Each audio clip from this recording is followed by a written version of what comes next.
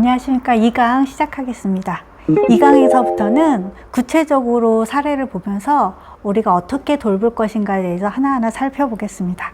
먼저 기본적으로 이제 일상생활에서 도와드려야 되는 게 식사 돕는 거예요, 이분들. 그래서 첫 번째로 식사 돕기를 볼 텐데요. 기본 원칙, 돕기 원칙을 보면 대상자의 치매 정도를 고려해서 제공해야 돼요. 그러니까 어느 정도 하실 수 있는지 살펴보셔서 그 정도에 맞게 우리들이 돌봄을 제공하셔야 돼요. 구강으로 섭취가 가능한지, 그러면 구강으로 섭취하실 수 있는 분이면 치아가 온전히 있는지, 의치가 있는지, 아니면 의치 없이 그냥 씹어서 드시는 분이신지, 아예 구강 섭취가 불가능해서 위로감을 갖고 있는지 파악을 하셔야 되고요. 그 다음에 식사에 영향을 미치는 요인들을 확인하고 제공하셔야 되는데요. 식사에 영향을 미치는 요인들이 여러 가지 있는데, 제일 먼저 보는 게 구강 상태예요. 그러니까 입안에 무슨 문제가 있는지, 치아 상태는 잘 있는지, 아까도 얘기했지만 의치 같은 것이 있는지 꼭 살펴보셔야 되고요. 그 다음에 약을 복용하는 것 중에서 식사 조절이 필요한 약을 복용하고 있는지, 그러니까 고혈압이나 당뇨가 있어서 이런 조절이 필요한 분이 있는지, 그 다음에 식욕을 저하시키는 약물들을, 그러니까 다른 질환 때문에 드시는 약물 중에서 이런 식욕에 영향을 미치는 약물들이 있는지 확인해 주셔야 되고요. 그 다음에 이제 식습관, 그 다음에 왜냐하면 이제 선호도에 따라서 우리가 이제 좋은 음식을 제공해도 이분들이 안 좋아하시는 음식을 제공하면 안 드실 수도 있잖아요. 그래서 어떤 것을 좋아하시는지, 그 다음에 이분이 아침에는 원래 가볍게 드시고 점심을 잘 드시고 저녁을 잘 드시는 분이다. 어떤 분들은 또 아침은 꼭 밥을 먹어야 되는 분들이 있고 이런 분들이 있어요. 그러니까 이분들 식습관, 평소 식습관이 어떻는지 이런 것, 그 다음에 음식에 대한 기호 같은 것들을 꼭 살펴보셔야 되고요. 식사를 하면서 생길 수 있는 위험 요인을 확인을 하셔야 돼요. 그래서 그것들을 이제 잘 살펴보셔야 되는 게 안전에 관련된 문제거든요. 그래서 이분들이 이제 적합한 식사 도구를 제공해 드려야 돼요. 그래서 이제 위험 요소가 될 수 있는 그 식사 도구는 제해 주셔야 돼요. 그리고 특히 이제 또 양념통 같은 거를 식사하는 테이블에 두지 않는 것을 원칙으로 해요. 왜냐하면 이분들은 감각이나 판단력이 정확하지 않기 때문에 그냥 두고 이분들이 마구 넣어서 드실 수 있기 때문에 양념통은 꼭 식탁에 두지 않는다가 원칙이고요. 그 다음에 살해나 질식 같은 게 잘 걸리시는 분들이 있어요. 그래서 이런 분들은 살에 잘 걸리는 분들 같은 경우에는 음식을 좀 더 되직하게 주신다든가, 그 다음에 아니면 더 잘게 주신다든가, 아니면 걸릴 수 있는 어떤 딱딱한 음식들을 제해해 준다든가 이런 것들을 판단하셔야 되고요. 재료 선택을 할 때에도 뼈나 가시 같은 거 있는 것은 미리 제거를 하고 주셔야 되고요. 그 다음에 너무 단단하진 않은지, 크기가 적절한지, 점도는 어떠한지도 파악하셔야 되고요. 그다음 온도도 체크하셔야 돼요. 왜냐하면 이분들 감각이 떨어졌다 그랬잖아요. 그래서 식사를 제공하실 때 꼭 먼저 제공해 주시는 분이 확인을 하고 드려야 돼요. 이분들이 확인하시는 것은 위험하거든요. 그래서 제공하시는 분이 온도를 꼭 확인하셔서 드려야 되고요. 안정된 식사 분위기를 또 조성을 해 주셔야 돼요. 왜냐하면 이분들이 집중력이 짧아지거든요, 갈수록. 그래서 식사에 집중할 수 있도록 안정된 분위기를 제공해 주셔야 되고요. 되도록 같은 시간, 같은 장소, 같은 식사 도구를 가지고 식사할 수 있도록, 그래야지 이분들이 혼란을 예방할 수 있거든요. 그래서 이런 것들을 잘 살펴주셔야 되고, 게다가 또 한 가지 음식을 먹은 후에 다른 음식을 제공한다고 하는데요. 이건 왜냐면 특히 많이 드시는 분이 있어요. 원래 먹어야 되는 양보다 계속 드시는 분들이 있거든요. 특히 이런 분들한테 이제 조절하기 위해서는 하나씩 음식을 제공하시는 걸로 하고요. 그 다음에 이제, 조용한 음악, 같은 거 틀어주셔도 되고요. 안 틀어주셔도 돼요. 왜냐면은 이것도 또, 집중을 흐려뜨린다. 그러면 이것도 제해 주셔야 되고요. TV 같은 건 특히 꺼주셔야 되고요.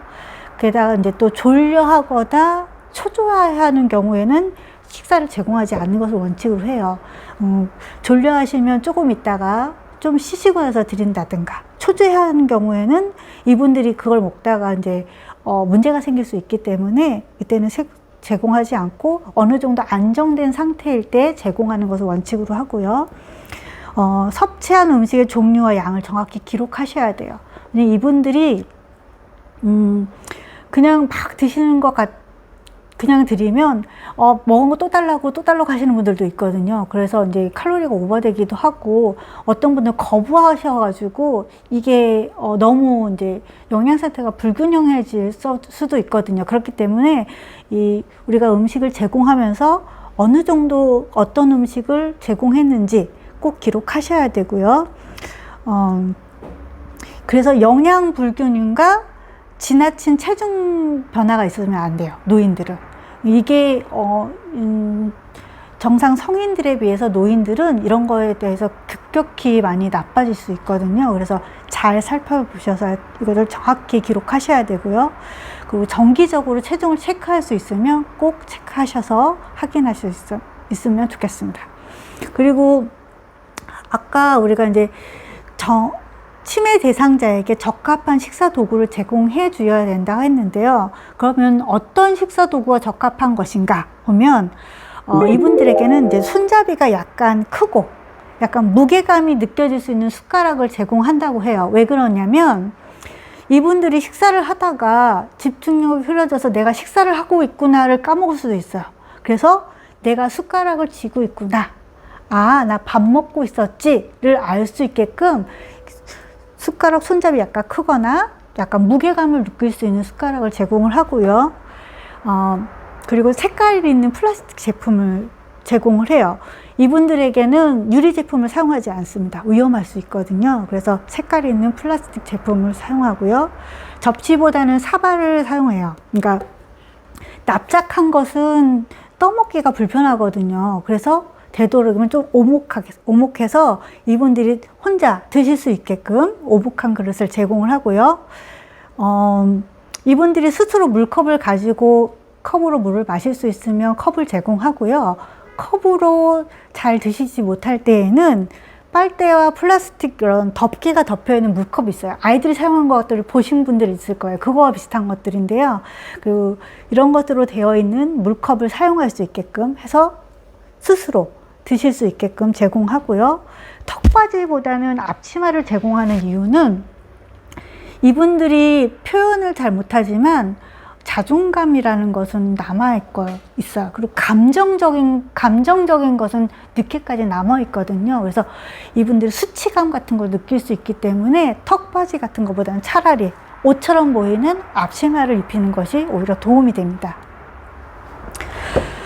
식사에 관련된 문제를 보면은 첫 번째 거부하는 거예요. 이제 이 거부가 있을 때는 먼저 거부하는 이유를 파악하셔야 돼요. 이제 몸 상태를 이제 먼저 보셔야 되는데, 질환이 있어서, 그러니까 어디 몸이 아프셔서 거부하시는 건지, 아니면 걱정거리가 있으셔서 거부하는 건지, 의치 같은 것이 잘 안 맞거나 이 치주 질환이 있어서 이게 거부하는 것인지, 뭐 식욕 저하가 오는 여러 가지 문제가 있어서 그런 것인지 살펴보셔야 되고, 이제 망상이나 황천 때문에 거부하는 경우도 있어요. 근데 정신행동 증상이 같이 이제 있는 분들을 보면 내 음식에 누가 독을 탔어, 이런 망상 같은 거 있거나 환청으로 이런 걸 먹으면 안 되는 소리가 들렸다든가 해서 거부하는 경우도 있어요. 그래서 이분들이 이런 것이 환청이나 망상 때문에 거부할 때는 그에 적절한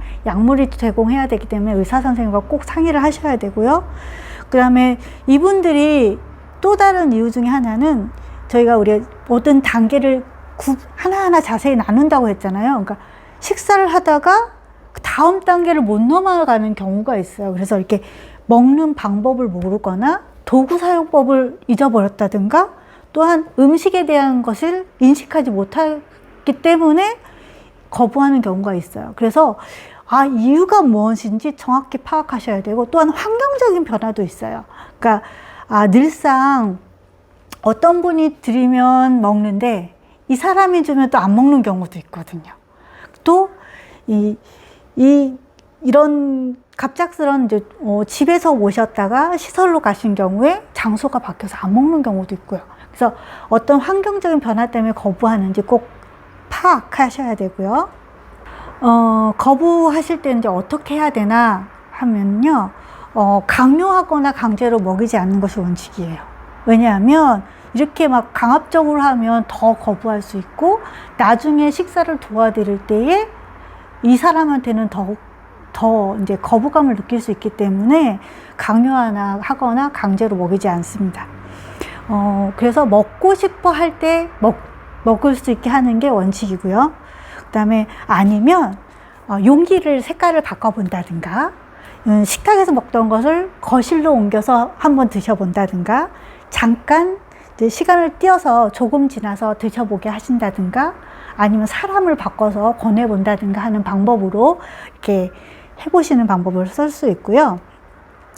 특히 이제 이분들이 이제 거부가 이제 한 끼 정도나 두세 끼 뭐 이렇게 하루 정도는 괜찮은데, 이게 거부가 좀 길어지셔가지고 체중 감소가 온다. 그럴 때는 반드시 의료진한테 알려드려야 돼요. 그래서 필요시에는 이제 의사들과 상의하셔서 처방된 영양제든가 비타민이든가 단백질 같은, 요즘 맛있는 단백질 같은 것들도 있잖아요. 그래서 그런 것들이 필요하다고 할 때는 의사님한테 처방된 대로 섭취할 수 있도록 해드리고요.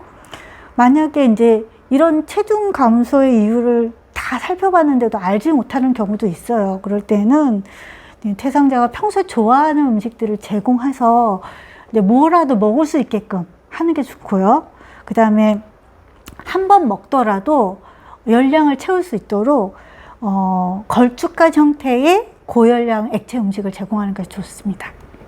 그 다음에 살펴볼 수 있는 이제 식사에 관련된 문제가 뭐가 있냐면, 과식이나 배고픔을 호소하는 거예요. 그래서 이분들이 이렇게 과식이나 이제 배고픔을 호소하는 이유는 시간 개념이나 이제 기억력 상실, 심리적 불안감 때문에 이런 일들이 생기는데요. 이분들을 이것들을 도와드리기 위해서는, 특히 과식하는 분들은 그릇의 크기를 조절해서 제공하는 것이 좋고요. 배고픔 아니면은 그 작은 그릇으로 해서 하나씩 조금씩 제공하는 것. 그다음 배고플 특히 호소하는 분들이 있어요. 그러니까 아까 드셨는데 30분도 안 돼서 밥 또 달라고 하고, 나 굶어 죽일 거냐고 하시는 분들이 있어요. 그런 분들은 내가 먹었다는 것을 자꾸 잊어버리시거든요. 그런 분들을 위해서는 먹고 난 식기를 보여줘요. 그래서 그러니까 바로 치우지 않고 좀 놔뒀다가 식사하셨잖아요 하면서 식사하신 식기를 보여준다든가, 아니면 어느 정도 인지 기능이 남아있는 분들한테는 달력에 표시하게 해요. 아침 먹었습니다, 이렇게 점심 먹었습니다, 저녁 먹었습니다, 이렇게 표시할 수 있게 하고요. 아니면 이분들이 단순히 이제 그 심리적인 불안이나 여러 가지 때문에 그럴 수 있거든요. 그래서 음식에만 집중하지 않도록 이제 주의를 환기시키는 거예요. 그래서 이제 소일거리를 제공한다든가, 가벼운 놀이나 우리 이제 산책 한번 하고 산책 먼저 할까요? 하고서 나가서 산책을 한다든가 해서 주의를 환기시키는 게 좋고요. 또 이런 자꾸 달라고 하는데 이게 어느 정도 제재가 안 될 때가 있어요. 이럴 때는 칼로리가 높지 않은 간식을 이제 소량씩 조금 제공하는 것을 그까지는 할 수가 있습니다. 두 번째로 우리가 이제 일상생활 돕기 중에 볼 수 있는 문제는 이제 배설 돕기가 있는데요. 배설 돕기 기본 원칙은 대상자의 배설 습관을 이제 항상 확인을 하셔야 돼요. 이분은 평소에도 변비가 잘 있는 분이신지, 묽은 변을 보시는 분인지, 하루에 한 번은 꼭 화장실을 가셔서 변을 보셔야 되는 분인지, 이런 것들을 좀 파악을 하셔야 되고요. 배설 문제를 일으키는 이제 원인을 확인을 하셔야 돼요. 그래서 배설 단계 중 어려워하는 부분이 있는지 확인해야 돼요. 그러니까 이 얘기는 뭐냐면은, 화장실을 찾는 것부터가 안 되는지, 아니면 화장실을 찾는데 화장실에서 들어가서 변기에 앉는데 옷을 내릴 수 없는지, 아니면 변기까지도 가서 앉았는데 다 했는데 뒤처리를 못 하는 건지, 이렇게 어느 단계가 안 되는지 확인하셔야 되고요. 이런 분들을 도와줄 수 있는 방법 중에 하나가, 이제 찾다가 이게 늦어서 실수하는 경우도 있거든요. 그래서 되도록이면 화장실 가까운 곳에 방을 배치해 주시는 게 좋고요. 그리고 화장실을 못 찾는 경우가 있기 때문에 화장실이란 표시를 잘 확실하게, 화장실 이렇게 글을 써놓다든가 아니면 그림 같은 거, 사진 같은 걸 붙여놓는다든가, 그러니까 화장실을 알 수 있도록 하는 것들.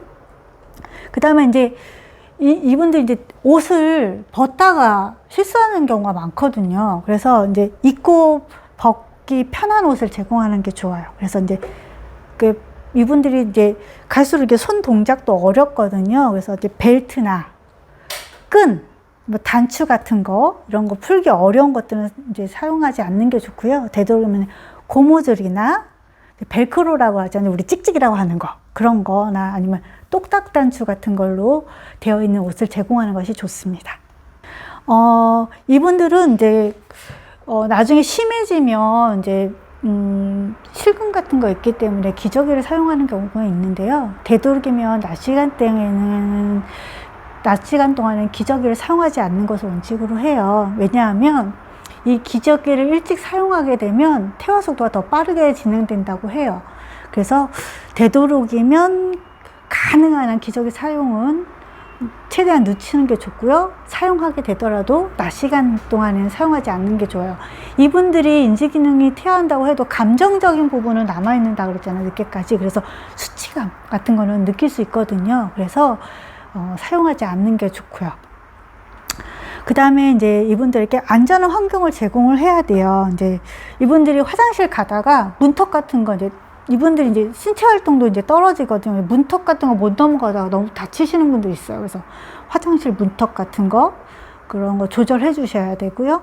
그 다음에 꼭 같이 들어간다든가, 그 다음에 미끄럼 방지 예방 꼭 해 주셔야 되고, 이분들이 이제 앉고 일어서는 것도 잘 안 될 수도 있거든요. 그래서 안전 손잡이 같은 거 이제 변기 옆쪽에 설치한다든가 하는 거. 그다음 특히 야간에 화장실 갈 때 위치 찾기 더 어려울 수 있거든요. 안 그래도 혼돈 때문에 화장실 잘 못 찾는데, 이런 분들을 위해서는 야간등, 아주 환한 불은 아니지만 어느 정도 위치를 찾을 수 있는 야간등을 설치한다든가. 그 다음에 이제 그것도 이분들한테 위험하다 할 때에는 밤에 이제 사용할 수 있는 이동식 변기를 들여놓기도 해요. 근데 이동식 변기를 사용할 땐 주의할 점은 되도록이면 바퀴가 안 달려있는 게 사용하는 게 좋아요. 움직거리면 앉다가 넘어질 수 있거든요. 그래서 바퀴가 달려있으면 이게 잠금 장치가 꼭 되어 있는지 확인하셔야 되고요. 그리고 이분들은 이제 앉고 일어서다 부딪혀서 다칠 수 있기 때문에 등받이나 앉는 의자와 쿠션이 어느 정도 있는 것으로 제공하는 것이 좋습니다. 그리고 대상자를 자세히 관찰해서 이분들이 언어로 표현 못하실 수도 있거든요. 화장실에 가고 싶어하는 비언어적 표현을 확인해 주셔야 돼요. 그래서 평상시에 이분들을 잘 관찰을 하셔서 이런 것들을 알아내셔야 되거든요. 그러니까 말을 표현 못하고 바지의 앞부분이 아니라 뒷부분을 이렇게 움켜쥐고 있다든가, 아니면은 옷을 막 치게 올리신다든가, 막 내리려고 하신다든가, 아니면 구석 곳을 찾거나 서성이면서 안절부절 못하거나, 이런 분들을 볼 때 혹시 화장실을 가고 싶어 하는 건가 하고 먼저 화장실 한번 데려가 보는 게 좋습니다. 그리고 적절하게 화장실 사용을 유도하며 강요하지 않습니다. 왜냐하면 이분들이 이제 실수하는 경우 때문에 이렇게 이 시간 맞춰서 막 누게 하려고 하거나 뭐 하면은 이분들도 이제 애들 우리 배변 습관 할 때 너무 강요하거나 스트레스 받아서 아이가 다 잘 못하는 것처럼 이분 어르신들도 비슷하거든요. 그래서 너무 이제 강요하기보다는 이렇게 사용해서 유도하는 방법이 좋아요. 그래서 그러니까 식사하기 전에 우리 화장실 먼저 가고 밥 먹기 전에 화장실 갈까요? 이렇게처럼 이렇게, 아니면 이제 외출 갔다 와서 이것처럼 이렇게 자연스럽게 화장실을 사용할 수 있게 이렇게 유도하는 것이 정말 좋습니다. 그리고 이제 하루 식사량이라든가 수분 섭취량들을 적절히 유지하고 있는지 파악하셔야 되고, 특히 이제 배뇨 곤란이 있는 분들이 있어요. 그러니까 밤에 이제 소변을 많이 보시는 분들이 있어요. 이럴 때는 야간에 이제 수분 섭취를 제한하는 거고요. 보통 일상생활에서는 수분을 제한하지는 않거든요. 근데 이런 분들에서는 야간에만, 저녁 시간에만 수분을 좀 제한하는 것을 하고요. 그리고 무엇보다도 이제 항상 기록하는 거 중요합니다. 이제 배설 관련 문제들을 보면요. 뭐가 있냐면, 배설 관련 문제는 이제, 대상자뿐만 아니라 이제 본인들도 굉장히 힘들어 하지만 돕는 사람들이 이것 때문에 많이 힘들어 하는 부분들이 많이 있거든요. 이제, 그래서 첫 번째로 볼 건 변비나 실금이나 또한 이제 이상행동 같은 거, 특히 이식증, 그러니까, 이인 같은 거 있어요. 그러니까 자기가 본 변비, 이식증이라는 것이 음식 아닌 것을 먹는 걸 이식증이라고 하거든요. 이런 문제들이 있어요. 그래서 먼저 본 것은 이제 가벼운 이제 변비부터 볼 건데요. 노인 대상자들은 일반 노인 대상자들도 변비에 자주 걸리시거든요. 그래서 이 치매 대상자들 특히 표현을 잘 할 수 없는 부분들이 많기 때문에 잘 살펴보셔야 돼요. 그래서 원인이 뭔지, 그러니까 특히 섬유질이 부족해서 그런가, 아니면 수분 섭취가 부족해서 그런가, 아니면 운동이 부족해서 그런가, 이제 아니 그것도 아니면 변비를 일으킬 수 있는 약물들을 복용하고 있는지 살펴보셔야 돼요. 대표적인 게 뭐가 있냐면 알루미늄 계통이나 칼슘을 포함한 약물들이에요. 그러니까 이게 뭐 알루미늄 계통은 뭘까 하고 보면 쉽게 먹을 수 있는 게 제산제예요. 제산제들이 알루미늄 계열 들어있는 계열들이 많거든요. 그럴 때는 이런 제산제를 이용 때문에 변비가 올 때는 마그네슘 계열 제산제도 있거든요. 그래서 의사하고 상의하셔서 바꿔주시는 게 좋고요. 그러니까 칼슘제 같은 거 나이 드신 분들 복용하시는 분들 많거든요. 이런 경우에는 조절이 좀 필요하니까 의사 선생님과 꼭 상담하셔야 되고, 일부 소염 진통제들이 있어요. 그러니까 이분들이 관절에 관련된 것 때문에 많이 드시거든요. 그래서 이런 것 때문에 변비를 일으킬 수 있기 때문에 이런 약물 때문에 그럴 때는 반드시 의사 선생님들과 상의하셔서 조절하시거나 바꾸거나 하셔야 됩니다. 이런 이제 변비의 문제가 왔을 때는 이제 아까 이제 살펴본 것 중에서 그것들을 해결해 주셔야 돼요. 그래서 섬유질이 풍부한 음식을 제공하시고요. 충분한 수분 섭취를 할 수 있도록 해 주셔야 되고요. 그다음에 이제 장애 운동이 잘 이제 기능들이 떨어지거든요. 나이가 들수록. 그래서 더 심해질 수 있기 때문에 복부를 가볍게 마사지를 해줘요. 우리가 이제 소화 잘 되라고 이렇게 배 문질러 주는 거 있잖아요. 그것처럼 복부를 가볍게 마사지 해주는 거. 그 다음에 일정 시간 간격으로 이제 변기에 한 번씩 앉아보셔서 볼 수 있도록 유도하는 거. 절대 이것도 강요하거나 재촉하셔서는 안 되고요. 만약에 이분들이 변비가 너무 심하다 그럴 때는 임의로 약을 사서 드셔서는 절대 안 돼요. 그래서 의료인과 충분한 상의 후에 처방을 받아야 돼요. 왜냐하면 이분들이 변비약 잘못 드셨다가 설사하시게 되면 어른들은 전해질 불균형 때문에 쇼크로 빠지는 경우도 많거든요. 그래서 함부로 약을 사용하셔서는 안 돼요. 반드시 의료진과 상의를 하셔야 되고요. 또 다른 문제가 뭐가 있냐면 실금 문제예요. 이거 정말 그러니까 많은 분들이 이것 때문에 힘들어 하시는 분들 많거든요. 그러니까 이 실금은 요실금, 별실금 다 포함하는 거예요. 만약에 대상자가 이런 실금을 했을 때는 비난하거나 화를 내셔서는 안 돼요. 이분들도 하고 싶어서 그런 게 아니거든요. 그냥 그렇기 때문에 특히 이제 이렇게 대하시면 수치감 느낄 수도 있고요. 불안감이 더 높아지기 때문에 더 실수할 가능성이 높아요. 그래서 비난하거나 화를 내서는 안 되고요. 만약에 실금을 했다 이럴 때는 가능한 빨리 더러워진 신체부를 씻어 주셔야 되고요. 옷을 갈아입혀 주셔야 되고요. 그리고 이럴 때는 아무렇지 않게 대해 주셔야 돼요. 아무렇지 않게. 혹시 막 이분이 당황해 하거나 수치스러워하는 느낌이 보일 때는 괜찮습니다 하고 한 번씩 해주시는 것도 좋아요. 괜찮아요. 그리고 빨리 덤덤하게 해결해 주셔야 되고요. 이분의 이제 이런 것을 보면서 인지 기능 상태가 더 떨어졌는지 확인해 주셔야 되고요. 섭취량, 배설 상태, 배설 리듬들을 다시 한번 꼼꼼하게 확인해 주셔야 됩니다. 또 요실금 하시는 분들이 있는데, 이런 분들은 배뇨 후에 방광을 확실하게 비울 수 있도록 도와주셔야 돼요. 그래서 한 번 갈 때 다 비울 수 있도록. 그래서 이제 허리를 약간 숙여주시면 이제 복부가 눌리잖아요. 그래서 방광을 눌려서 소변이 다 나갈 수 있도록. 아니면 치골 상부, 그러니까 배꼽 아래쪽, 그리고 상부를 가볍게 눌러주셔서 방광을 확실하게 비울 수 있도록 도와주시고요. 이런 요실금이 있을 때에 또 어느 정도 인지 기능이 있고 도움이 되시는 분들은 배뇨 훈련을 이제 시도해 볼 수도 있어요. 그러니까 낮에는 한 2시간 간격으로 화장실 가고 밤에는 한 4시간 간격으로. 그렇다고 주무신 분은 깨워서 가시는 건 안 되고요. 그러니까 만약에 이제 깨시면 이렇게 2시간, 낮에는 2시간, 밤에는 4시간 간격으로 배뇨 훈련을 해보는 수도 있어요. 하지만 이것도 강요는 안 되고요.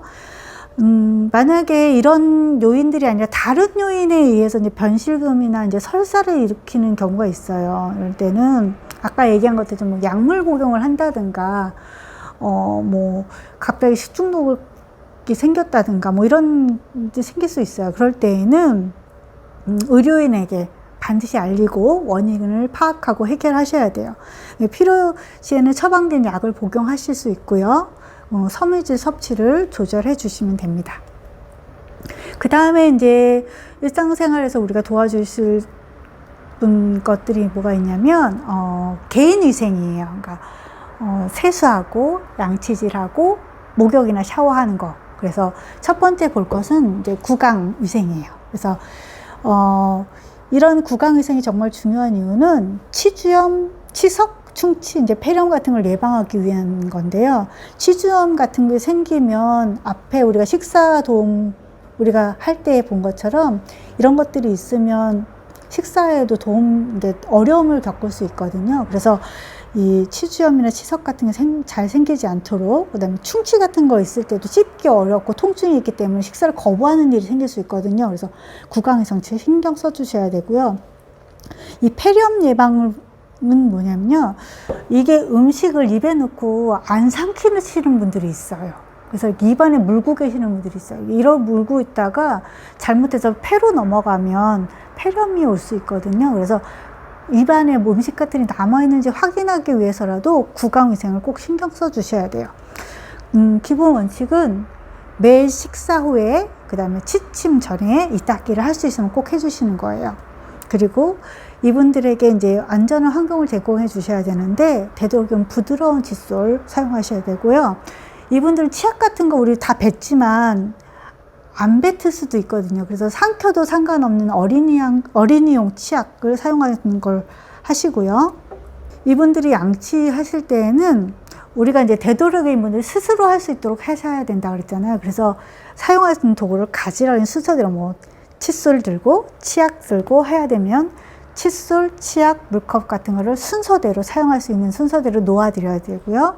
만약 양치 시에 어려워하는 부분, 아까 그랬잖아요. 칫솔 들고 치약 짜야 되는데 치약을 못 짠다 그럴 때는 뚜껑 여세요, 짜세요, 이거 하는 거 말로 도와주거나 옆에서 행동으로 보여주시거나 해서 어려워하는 부분들을 도와주셔서 할 수 있도록 하는 거. 그리고 특히 이제 치아가 없는 분들이 많으세요. 노인 대상자들이 많기 때문에 치아가 없는 이런 분들은 그러니까 특히 이제 틀니도 안 쓰시는 분들, 이런 분들은 식후에 이제 물이나 차 같은 걸 마시게 하셔서 입안에 음식물이 남아있지 않도록 하게 해주셔야 되고요. 또 누워서 지내시는 환자, 그러니까 그 치매 대상자들이 있어요. 그럴 때는 이분들은 화장실까지 갈 수가 없잖아요. 그럴 때는 앉은 자세나 그 앉은 자세가 안 되면 반 앉은 자세가 될 수 있도록 침상을 올려서 해주시면 되고요. 만약에 이것도 안 된다, 정말 누워서밖에 안 되시는 분들은 옆으로 눕으셔가지고 거기서 머리를 살짝 눕힌 상태에서 머리를 살짝 들어 올려서 이제 해주시면서 이제 흡인이 되지 않도록 도와주셔야 되고요.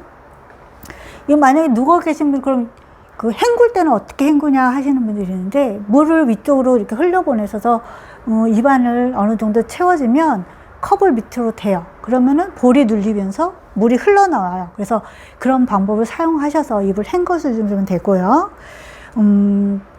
이게 식사를 하시는데 비위간으로 영양을 공급하시는 분들이 있어요. 그러면 입안을 사용하지 않잖아요.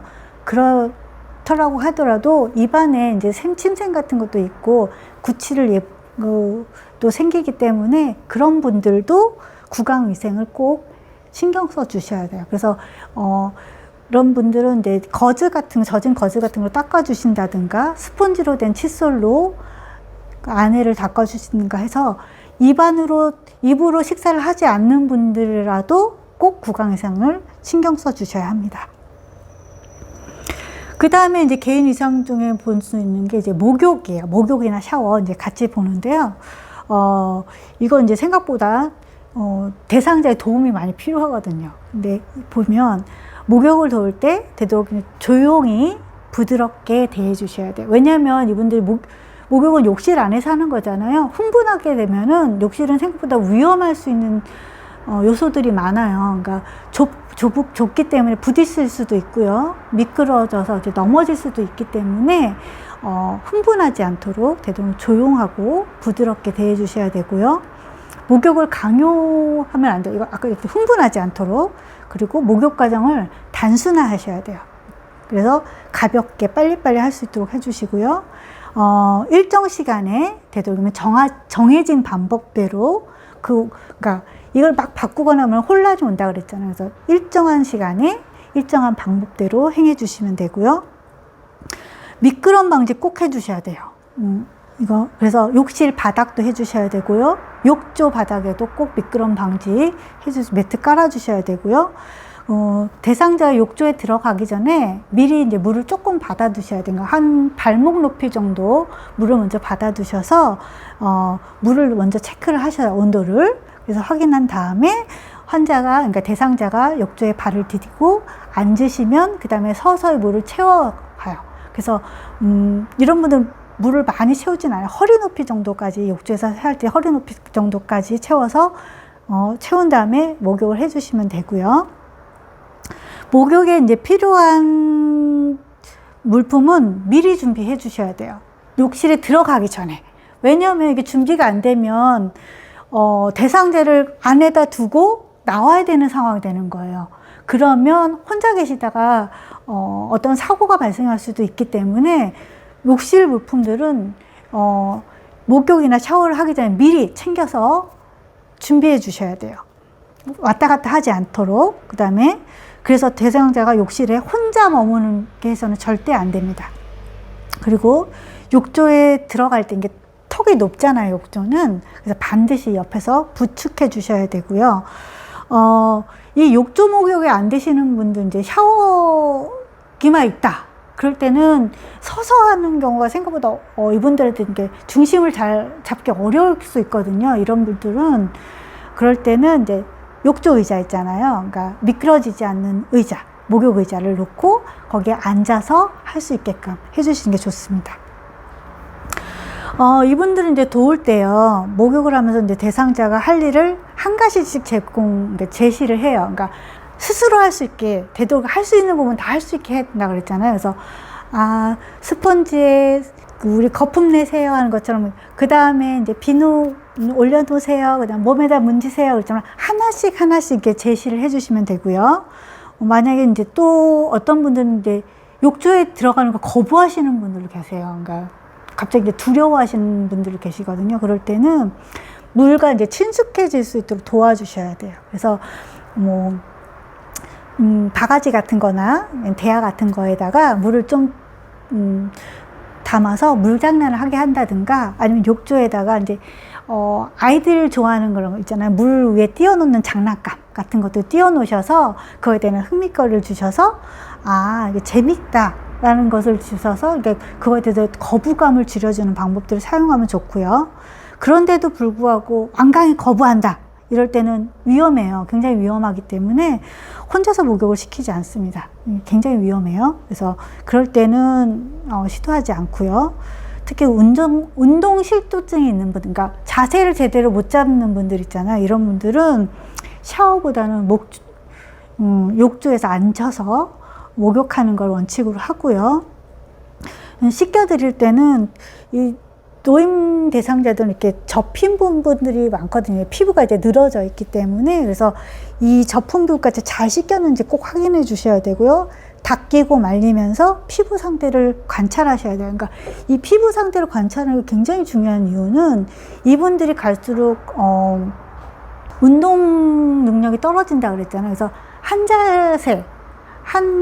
자세 유지하는 경우가 많거든요. 계속 앉아 있거나 계속 누워 있거나 하는 경우가 많아요. 그래서 그럴 때는 이런 부분이 이제 눌리면서 다른 이제 여러 가지 문제가 발생할 수 있기 때문에 이분들은 이제 피부 상태가 꼭 발적이 있는지, 혹시 괴사가 일어난 데가 있는지 꼭 확인해 주셔야 되고요.